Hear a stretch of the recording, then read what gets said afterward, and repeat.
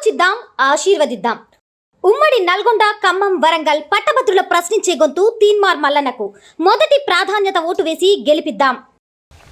10 ఏళ్ళు వీడు చేస్తున్నటువంటి లంగ పనుల గురించి, దొంగ పనుల గురించి, అవినీతి అక్రమాల గురించి తెలంగాణ సమాజానికి తీన్మార్ మల్లన్న తెలియజేసి వీని అంగిలా గుడగొట్టి ఈరోజు ఫామ్ హౌస్కు పరిమితం చేసిండు. ఫామ్ హౌస్కు పరిమితం చేస్తే మళ్ళొకసారి కుట్రపూరితంగా వ్యవహరించుకుంటా ఖమ్మం, నల్గొండ, వరంగల్లో జరుగుతున్నటువంటి ఎమ్మెల్సీ ఎన్నికలలో తీన్మార్ మల్లన్నని ఓడగొట్టాలని చూస్తున్నాడు. 10 ఏళ్ళు ఏం పీకిండు వీడు? విద్యార్థి నిరుద్యోగులు కూడా అందరూ ఆలోచన చేయాల్సిన అవసరం ఉంది.